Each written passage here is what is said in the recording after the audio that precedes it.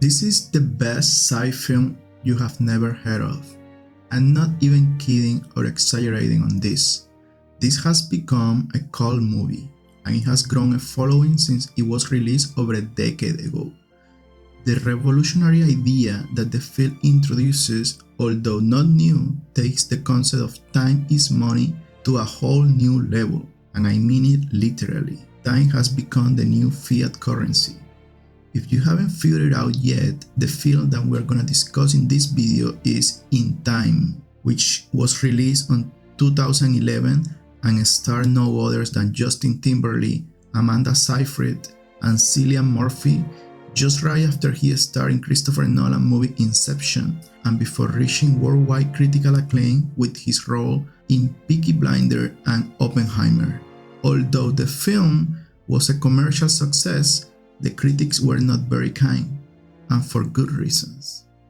If you want to be part of the largest cine club in the world, consider subscribing to our newsletter, totally for free, where we discuss cinema and you will have the right to choose the next movie or TV shows to analyze. We hold monthly discussions about what we really love, great cinema. Top link in the description. Without further ado, let's discuss In Time.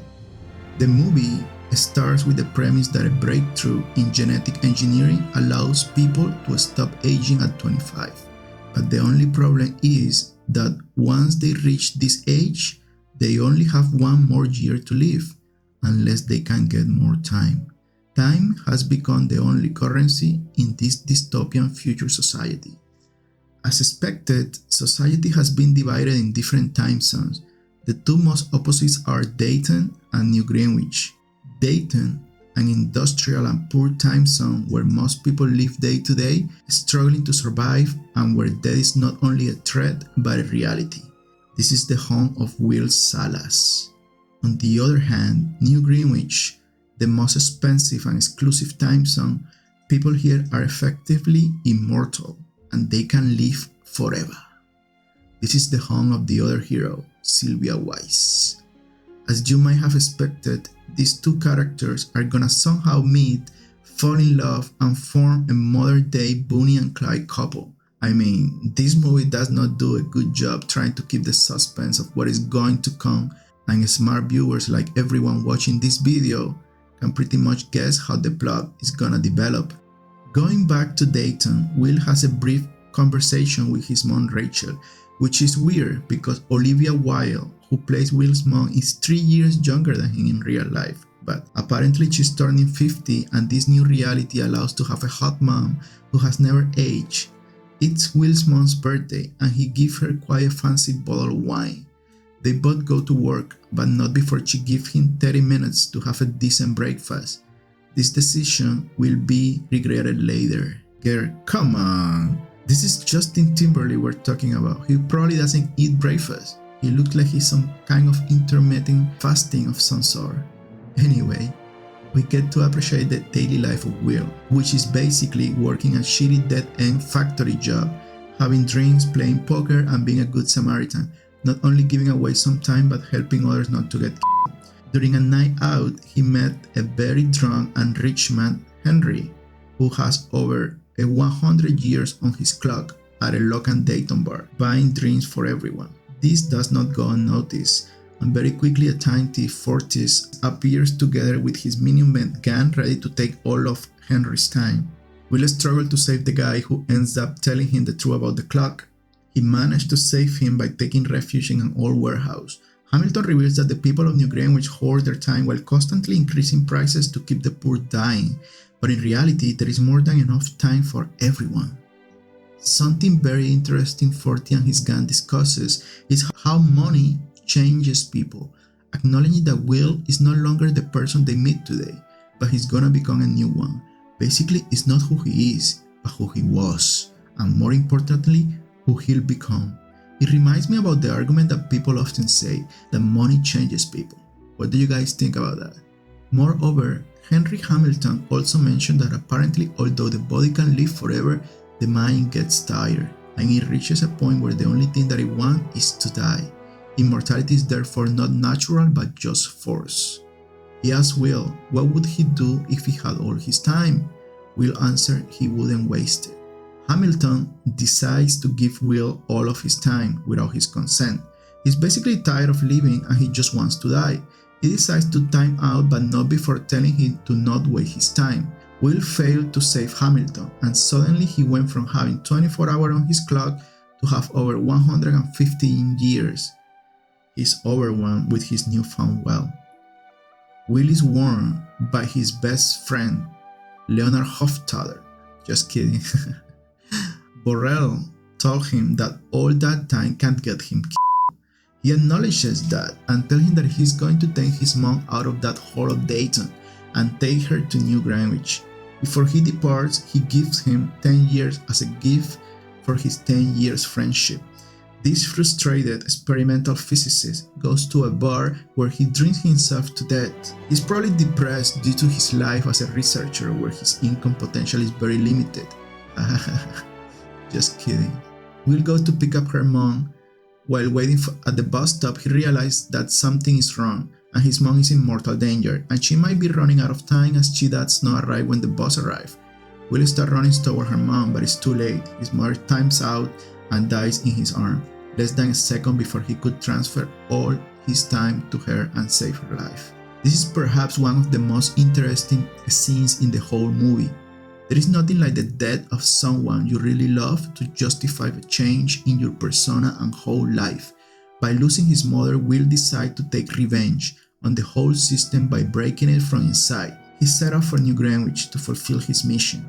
But yet again, one might wonder if he has over 100 years on his clock, why he didn't go to pick up his mom from her work and leave immediately. No. This death had to happen. So Justin can grow some courage and start his mission. Will decide to leave Dayton and go to New Greenwich. He had to cross different time zones. Although these zones are not shown, he had to pay a toll to cross them. How on earth this time zone looks like? I mean, I'm just curious. They don't say anything about it. We can only assume that they are better than Dayton, but not as good as New Greenwich. Later he arrived in New Greenwich, and this doesn't go unnoticed. He just behaves differently. He's running like he does in the ghetto, he's in such a rush. It's just like when old money people mix new money, and they can smell it. Alas, we get to see Sylvia for the first time, and she looks beautiful. Of course she notices Will. On the other side of town, timekeeper Raymond Leon is trying to figure out what happened to Henry Hamilton. Surveillance camera caught Will near Henry, but it doesn't show how Henry died. Timekeeper Jaeger suggests that Henry might have committed suicide, but Oppenheimer dismisses that, like a badass physicist he is. They eventually came to the conclusion that all of the time Henry Hamilton had left town, and now the chase begins. Will Salas makes himself comfortable in the richest time zone. He takes a suite for the night. It is worth mentioning that the nightly cost of a standard room is 2 months, but who knows what the price is for a suite. What is also curious is that when he's having lunch, he pays 8.5 weeks for it. Like, come on! Having lunch is more expensive than a standard room. This is weird. This is just ludicrous. Sylvia is clearly infatuated, or at least interested in Will, like any other new money guy, or should I say, new time guy. Get the joke, huh? He goes for a night to the casino, and he ends up winning over 1,000 years in a poker game with time-loaning businessman Philip Weiss.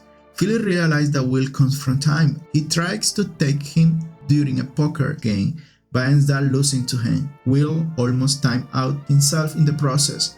There is an interesting discussion during the game about the time system and how this is just the logical step of evolution, which Philip argues evolution has always been unfair. It is survival of the fittest, just Darwinian capitalism.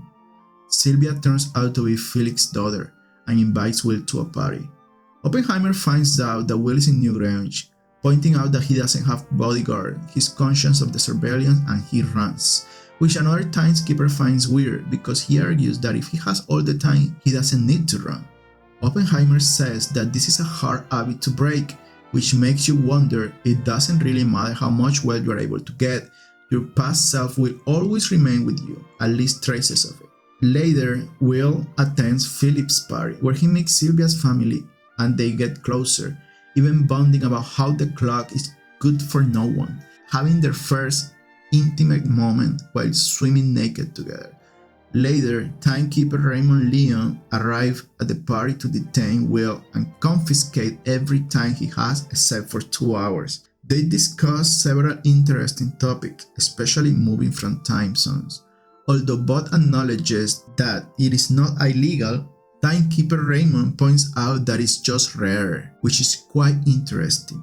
Upward social mobility, although not illegal, is not encouraged and not well seen, just like the real world. Will states that he did not Henry Hamilton, but he is captured regardless. He is able to escape by kidnapping Sylvia and running away to Dayton. During the runaway, they are ambushed by the previous Minutemen gang that tried to rob Henry. They left Will and Sylvia with 30 minutes each to leave. They are able to survive by pawning Sylvia's earrings. Will ask for 1,000 years to be delivered to the Dayton timelines in exchange for Sylvia's return. They take refuge in Will's home.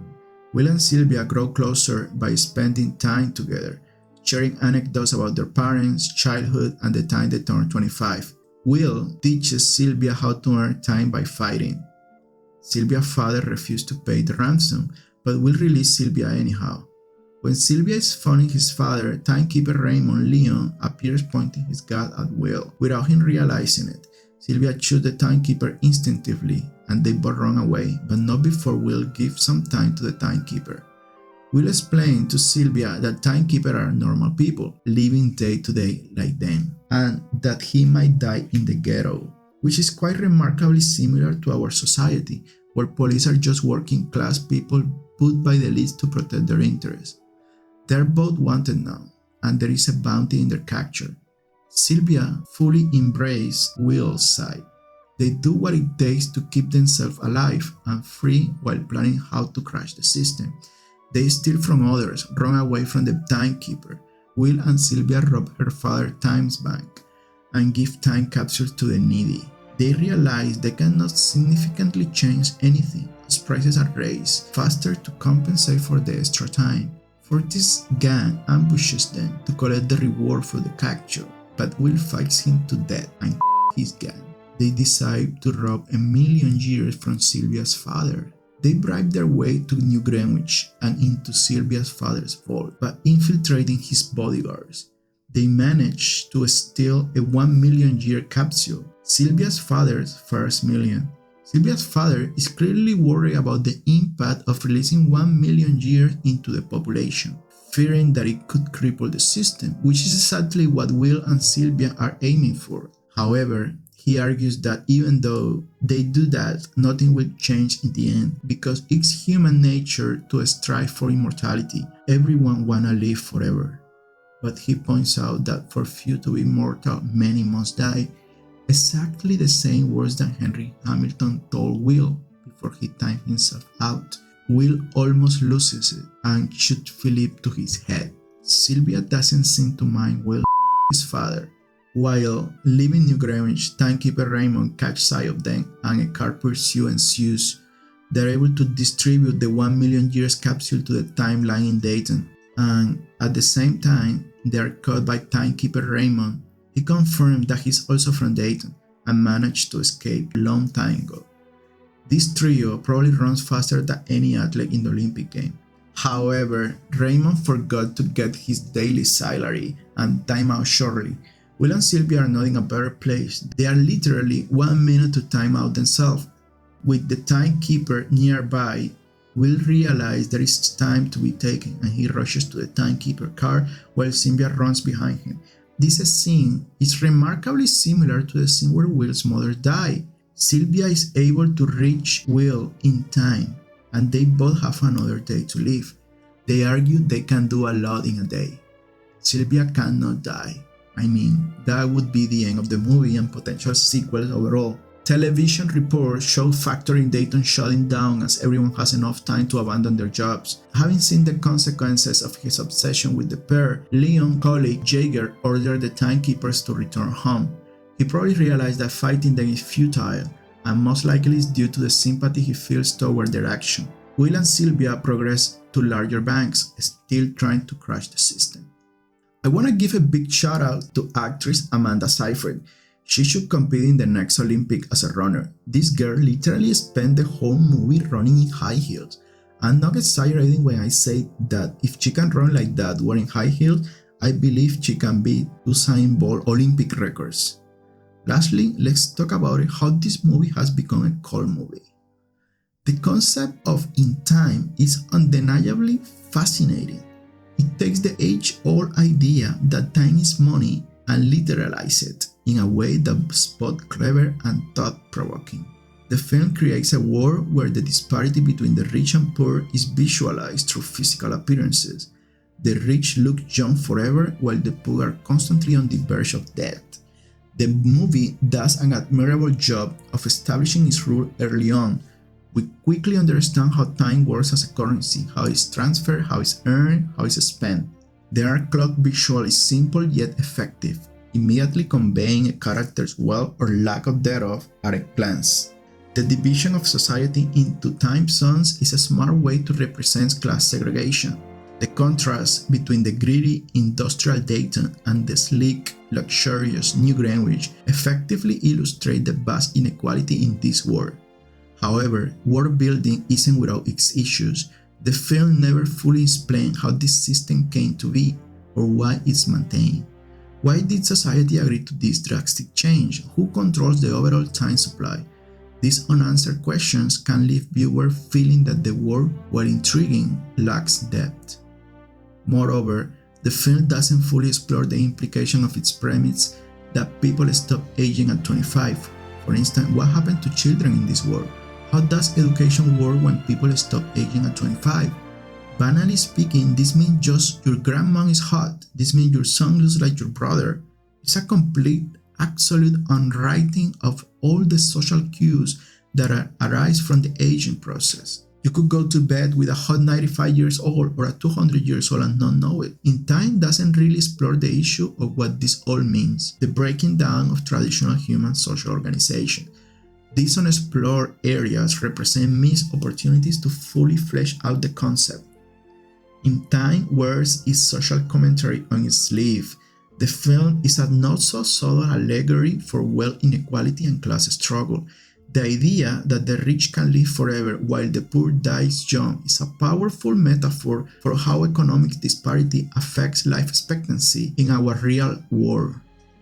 The movie also touches on themes of immortality and the value of life. When time is literally money, every second becomes precious. This leads to interesting philosophical questions. Does the possibility of living forever make life more or less meaningful? Is a short purpose of life better than an aimless existence? The film also critiques capitalism and the concentration of wealth. The way time trickles up to the wealthy few, leaving the masses struggling to survive day to day, mirrors real-world economic trends. Will and Sylvia's crusade to redistribute wealth or time echoes socialist ideals and the concept of wealth redistribution. However, while these themes are interesting, the film handles them with a heavy hand. The dialogue frequently veers into on-the-nose statements about inequality and the nature of time, which can feel preachy rather than thought-provoking. In Time is brimming with great, timeless ideas and laws of intelligence, but I feel that overall the film should have been bleaker and perhaps even angrier. The Bonnie and Clyde model was there to follow, and it should have been pursued more aggressively. Perhaps in the final act, Wise should have put the fix in for his wayward daughter, Sylvia, and for Will and gunned down the heroes in a blaze of glory. The film's flaws, plot holes, and over-the-top elements are seen by some as endearing, making it a hilarious cult classic in the realm of films like Bonnie and Clyde. Its passionate fan base appreciate the film for its ambition, even if the execution fails short. In summary, In Time has become a cult film due to its compelling but underexplored sci-fi premise, its social commentary on inequality, and a sense that it could have been a much better movie with a few tweaks, factors that give it a devout following despite its flaws. In Time certainly doesn't waste your time, but I'm not certain it actually makes the most of time either. I hope you liked this video. I hope you subscribe, but what I really want you to subscribe is to our weekly newsletter totally for free, where we're building the largest cine club in the world, meeting twice a month to discuss what we really love, great cinema. The time is money, my friend! Till next time, keep watching.